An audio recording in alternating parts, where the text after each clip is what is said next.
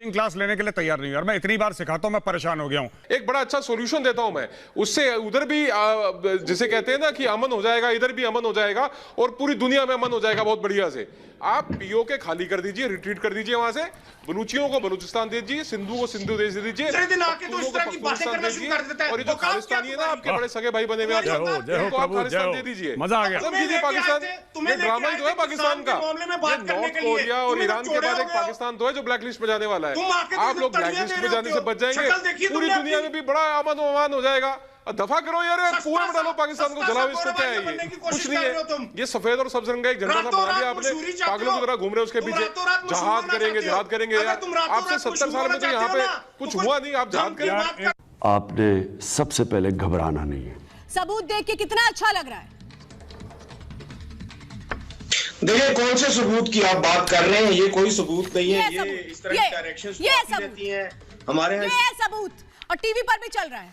अच्छा रखिए ना, नीचे रख दीजिए। हाँ, देख लीजिए, नीचे रख दीजिए। देख लिया सबने, सबने देख लिया। ये कौन सा सबूत है? इसमें कोई ऐसी बात नहीं है। डायरेक्शंस दी जाती हैं, डायरेक्शंस दी जाती हैं। और जहां तक बात है एफएटीएफ की, एफएटीएफ में जो 27 चीजें डिस्कस हो रही थी, उसमें से 24 चीजें हाथी निकल गया, पूंछ रह गई है। 24 चीजें जो है वो गुजर चुकी हैं, 3 जो रह गई हैं वो भी गुजर जाएंगी। आप अपनी तैयारी करते रहें कि आपको हम अगर फंसाने की कोशिश करें तो आप कैसे बचेंगे, क्योंकि आपके यहाँ जो चीजें आजकल चल रही हैं उनके ऊपर भी कड़ी नजर है हमारी। फिर आपके जो डोसियर दिए गए, रमनीक मान को जरा लीजिए। मुझे बात बताइए राजा फैसल, एक बार और मैं कह देती हूँ, देखिए सबूत ये है और टीवी पर भी हम लगातार दिखा रहे हैं, जो गवाही दे रहे हैं कि आप लोग कैसे आतंकियों को पालते पोसते हैं, किस तरह से आप लोग सुन लीजिए पहले। राजा फैसल, मुझे अपनी आवाज ऊंची करने के लिए मजबूर मत कीजिए। आतंक को तो मुझे अपनी आवाज ऊंची करने के लिए मजबूर मत कीजिए। अरे दिखा तो रही आप सुन लेंगे तो ये जो डिबेट है आपके लिए आसान हो जाएगा। आप खुद पोस रहे हैं। कौन पालता है? क्या हमने जो डोसियर दिए थे, क्या जो हमने डोसियर दिए थे उसके ऊपर आपकी तरफ से कोई जवाब आया? हमें एक मिनट, आपको मेजर गौरव आया। एक मिनट राजा फैसल, आपने सुनिए, एक मिनट राजा फैसल, सुनो राजा फैसल, सुनो। मैं बार बार ये कोचिंग क्लास लेने के लिए तैयार नहीं हूं यार। मैं इतनी बार सिखाता हूं, मैं परेशान हो गया हूं। हाथ जोड़ के माफी मंगवा लो मुझसे भाई। अब मेरी बात सुनो ध्यान से।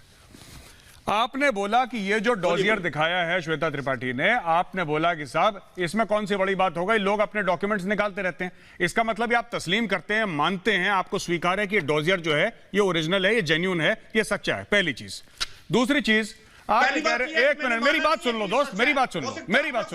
इसमें सुनो, बाकियों का छोड़ो, जो 39 लोगों का नाम सुना है, इसमें दाऊद इब्राहिम का नाम लिखा हुआ है। आप कह रहे हैं कि दाऊद इब्राहिम की प्रॉपर्टी जब्त करो, उसको अंडरग्राउंड करो। तो आप हमेशा लिखेंगे ना। सुनो, आपने दाऊद इब्राहिम का इसमें नाम लिखा हुआ है। तीसरी चीज, आप ये कह रहे हैं कि आपने जो भारत को डोजियर दिया था, भारत ने एक्शन नहीं लिया। आपने उस डोजियर में क्या लिखा है आपको पता है? आपने देखा वो डोजियर? वो कहता है हरियाणा में, सुनो मेरी बात, आपने देखा है? ये वही है जो शाह महमूद कुरैशी और आपके डीजी ISPR बाबर इफ्तिकार ने प्रेस कॉन्फ्रेंस ली थी, उसी डोजियर की बात कर रहे हो। और उस डोजियर में क्या लिखा है सुनो। और ये एब्सोल्युटली सुनिए, वो डोजियर हमने भी देखा है। सुनो मेरी बात राजा, इधर सुनो। वो डोजियर जो है ना, वो डोजियर, उस डोजियर की सच्चाई क्या है?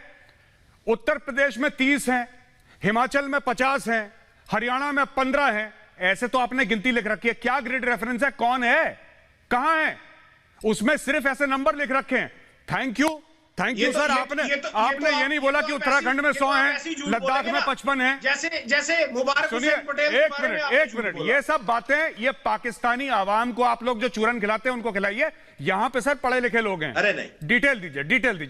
श्वेता देखिए, यही राजा फैसल, आपके साथ ही हमारे साथ इस वक्त गफ्फार साहब भी हो चुके हैं, जरा मेरे साथ वो भी जुड़ चुके हैं। राजा फैसल, अरे राजा फैसल सुनो, आपको मुझे पता है बहुत बुरा लग रहा है, बहुत बुरा लग रहा है आपको, और आपकी आंखों में आंसू निकल रहे हैं, चश्मे से पता नहीं लग रहा है। कोई बात नहीं, मुझे पता है आपकी आंखों में आंसू हैं। रो लीजिए पहले आप, भाई। ये सबूत देखने के बाद आपके पास रोने के अलावा कोई चारा तो बचेगा नहीं। रमनीक मांग और गफ्फारी साहब, मैं दोनों के साथ चाहती हूँ डिबेट को। हाँ, मैं सुन रही हूँ, मुझे बताइए गफ्फारी साहब, अब ये जो सबूत सामने आ चुके हैं, इन सबूतों पर क्या कहेंगे? आप तो कहते हो ना सबूत दो, हमारी धरती पर आतंकी हैं और हम आतंकियों को पाल रहे हैं। आप तो उन आतंकियों को बचाने के लिए ये इस तरीके की डॉक्यूमेंट्स रिलीज कर रहे हैं कि जल्दी जल्दी इनकी संपत्ति जब्त करो, जल्दी जल्दी से इनको भगा दो, कहीं ऐसा ना हो एफएटीएफ को पता लग जाए कि हमने कुछ किया नहीं। चीख चीख के तो गवाही दे रहे हैं। आप क्या बोलेंगे?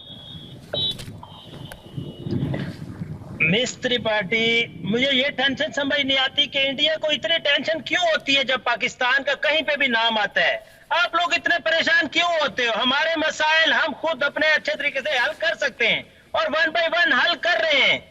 आप इतना परेशान होंगे तो समय से बालातर हो जाएगा कि आपको अपनी टेंशन लेनी है या हमारी। सुनिए आप अपनी भाई साहब, सुनिए, वो कंट्रोल होती नहीं है। मेरी बात जरा सुन लीजिए। अगर आप आतंकियों को पालेंगे ना तो मुझे नहीं, पूरी दुनिया को प्रॉब्लम होगी। और आप पाल रहे हैं और आपके सबूत जब चीख चीख के गवाही दे रहे हैं तो आपसे क्यों ना पूछा जाए? क्यों ना पूछा जाए आपसे? आप आतंक के ऊपर बात करने से पहले 100 दफा सोचा करें। हमें नहीं सोचने की जरूरत है। इस तरीके के डॉक्यूमेंट रिलीज करने से पहले आप 1000 बार सोचिए। ये डॉक्यूमेंट गवाही दे रहे हैं आप लोग क्या कर रहे हैं। ये डॉक्यूमेंट गवाही दे रहे हैं कि आप किस तरीके से आतंकियों को पाल पोस रहे हैं। सुनिए, अगर आप मेरी बात को नहीं गंभीरता से समझ पा रहे हैं तो मैं आपके लिए पढ़ भी देती हूँ। बात करेगा। अरे अगर आप नहीं पढ़ पा रहे हैं तो मैं आपके लिए डॉक्यूमेंट पढ़ भी देती हूँ।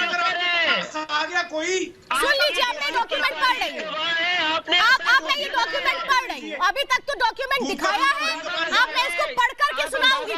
अब मैं पढ़ करके सुनाऊंगी और आपको सुनना पड़ेगा। जरा सुनने की भी हिम्मत रखिए। देखिए, साफ तौर पे लिखा है asset freeze without delay and without prior notice the funds and the other financial assets or economic resources of these individuals मतलब है वो टेररिस्ट जिनके नाम इस लिस्ट में है, groups, undertaking and entities including. अब समझ में आया आपको? और ये पाकिस्तान की सरकार ने निकाला है। ठीक रमनीक मान, जब कुछ समझ नहीं आ रहा तो कह रहे टेंशन भारत को क्यों हो रही है। Thank you. मैं आपसे आप शांत हो जाइए। श्वेता जी, देखिए, पहली बात है, अरे वो चीखम चिल्ली की दुकान भैया, जरा थोड़ा सा पाकिस्तानियों, ये मस्जिद के बाहर आप तकरीर नहीं कर रहे हो। सुनो मेरी बात को, आप भारत की आवाम से बात कर रहे हो, जरा चुप करके सुनो बात। जरा 1 मिनट इनका फेडर डाउन कीजिए। श्वेता जी, ये बहुत चिल्ला रहे हैं पाकिस्तानी आज। ये एक आप भिखारी मुल्क के राजा फैसल को बुला लेते हैं, ये चलो ये नाम इसका राजा रख दिया, समझता राजा ही हो गया हूं मैं। आप सुनिए, आप दिमागी रूप से थोड़े से गरीब हैं, सब सुनिए जरा। अरे चीखो मत यार, क्या कर रहे हो? अरे मेरे कानों में चिल्ला रहे हो भाई, दर्द होता है। चुप करके सुनो भाई, सुनो। और आपके अरे सुनो भाई, अभी आपने कहा कि जी 27 में से 25 पे हम अमल कर चुके हैं, तो वो भी कहा है इनसफिशिएंट है।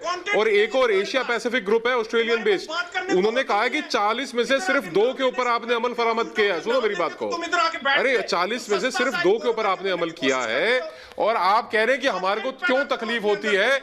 आप जब ये दाऊद इब्राहिम को अपना जवाई बना के बिठा के रखते हैं अपने मुल्क के अंदर, जब आप ये 26/11 जैसे आतंकी हमले करते हैं, हमारे पार्लियामेंट पे हमले करवाते हैं, हमारे कश्मीर के अंदर मुसलसल पिछले 70 साल से आप जो एक जिहाद की कोशिश कर रहे हैं, हमारे को तकलीफ होती है। आप ना कीजिए, आप कुएं में पड़े, खाक में जाए पाकिस्तान, हमारे को परवाह नहीं है। सुनिए मेरी बात को साहब, आप खाक में जाए, कुएं में पड़े आपका मुल्क, जले आप जो मर्जी करें, हमें फर्क नहीं पड़ता। रेडक्लिफ लाइन से इधर ना आए।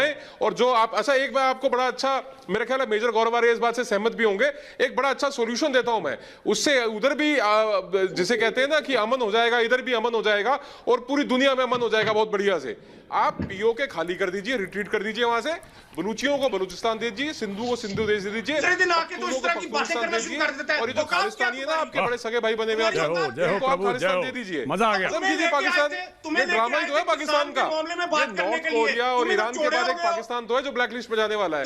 आप लोग ब्लैक लिस्ट में जाने से बच जाएंगे, पूरी दुनिया में भी बड़ा अमन अमान हो जाएगा। दफा करो यार, कुएं में डालो पाकिस्तान को, जलाओ। इसको क्या है ये? कुछ नहीं है, ये सफेद और सब्ज रंग का एक झंडा सा बना दिया आपने, पागलों की तरह घूम रहे हो उसके पीछे। जहाद करेंगे यार, आपसे 70 साल में तो यहाँ पे कुछ हुआ नहीं, आप जहाद करेंगे। दे दो बलूचों को बलूचिस्तान दो यार, सिंधु देश करो यार, ये पख्तूनों को पख्तूनिस्तान दो, ये खालिस्तानियों को दे दो, खालिस्तान खत्म करो। क्या रखा पाकिस्तान में? वैसे भी आपका जो मुआशरा है, जो आपकी कौम है, आप लोग परवर्टेड से लोग हैं यार। आप लोगों को देखिए, राजा फैसल, आप जो बोलते हैं मिसाइल से मामले हल नहीं होते, तो मिसाइल से कर लो। उसमें तो आप लोगों को, उसमें तो आपको पीएचडी हासिल है ना।